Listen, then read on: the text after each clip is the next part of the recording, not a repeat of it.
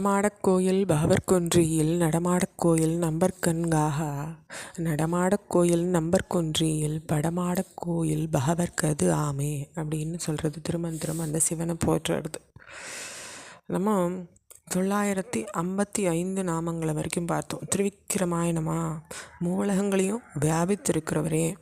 திருவிக்கிரமர், வாமனர், இதில் இந்த நாமத்துக்கு ஒரு விசேஷம் என்னென்னா, விஷ்ணுக்கும் இதே நாமம் இருக்குது. நம்ம பார்த்துருக்கோம் இல்லையா? திருவிக்ரமர், வாமனர், கேசவர் அப்படின்னு பார்த்தோம். அப்போ இதே நாமத்தை நம்ம ஈஸ்வரனை ஜபிக்கவும் ஆராதிக்கவும் பயன்படுத்தலாம்ன்றது தெரியறது. வைத்தியாய நம, வித்தைகளை நிரம்பினவராக இருக்கார். சர்வ வித்யானாம் வேத ஸ்வாத் வைத்திய. நம்ம தியானிக்கிறவாளுக்கு பிறப்பு இறப்புகளையும் நிவர்த்தி செய்கிற வகையை அறிஞ்சவர். அப்படி ஒரு வித்தைகளை நிரம்பினவராக நம்ம ஈஸ்வரன் இருக்கார். அவளுக்கு பிறப்பிறப்புடைய சக்கரத்துலேருந்து முக்தி அளிக்கக்கூடியவராக இருக்கார். விரஜாய நம, நிர்மலமானவராக இருக்கார். அவர்கிட்ட நீ எந்த விதமான கலங்கத்தையும் நம்மளால் கண்டுடவே முடியாது. நிர்மலமாக இருக்கக்கூடியவர். அதனால விரஜாய நம.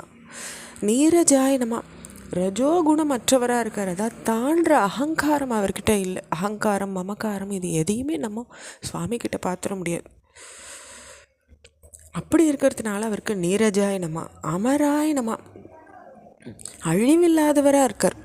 அவர் எல்லா யுகங்களும் எல்லா பிரளயங்களையும் தாண்டியும் வாழக்கூடியவர். அவருக்கு அழிவுன்றது இல்லை. அதனால் அமராய நம. ஈட்டியாய நம, போற்றுதற்குரியவராக இருக்கார். ஹஸ்தீஸ்வராய நம, காளஹஸ்தீஸ்வரர்ன்ற வாயுலிங்க ரூபத்தில் சுவாமி தான் இருக்கார். வியாகராய நம, வியாகரேஸ்வரர்ன்ற லிங்கமாக இருக்கக்கூடியவர் சுவாமி. தேவசிம்ஹாய நம, தேவ சிரேஷ்டராக இருக்கக்கூடியவர். அதாவது தேவாளுக்கு சிரேஷ்டமானதை, ஹிதமானதை, அவளுக்கு நன்மை பயக்கக்கூடிய விஷயங்களை செய்யறதுல முதன்மை பெற்றவராக இருக்கார். அதனால் தேவசிம்ஹாய நம. நரர்ஷபாய நம, மனித சிரேஷ்டராக இருக்கக்கூடியவர்.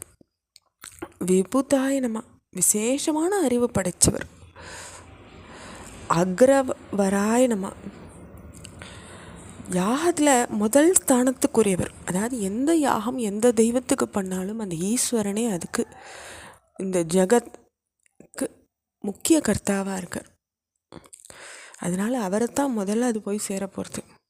சூக்ஷ்மாய நம, நுட்பமான ஞானம் உள்ளவராக இருக்கார்.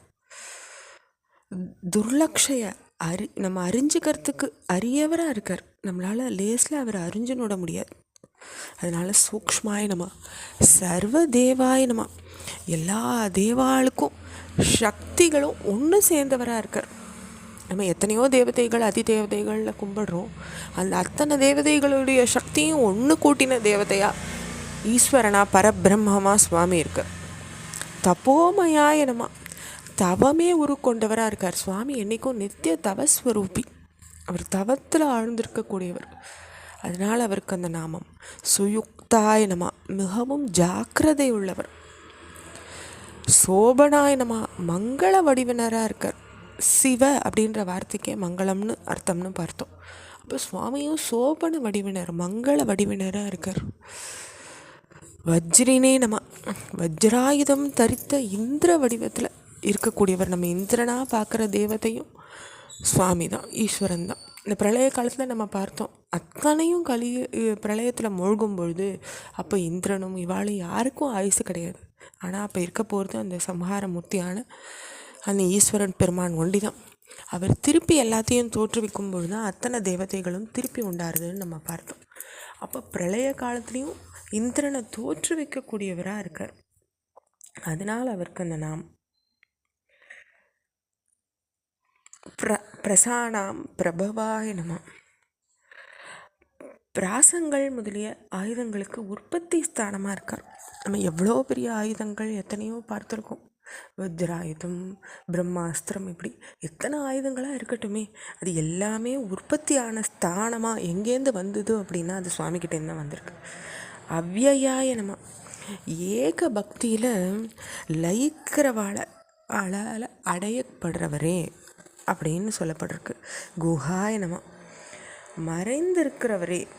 இதோட நம்ம 975 நாமங்களை பூர்த்தி பண்ணிக்கிறோம். ஓம் நம சிவாய.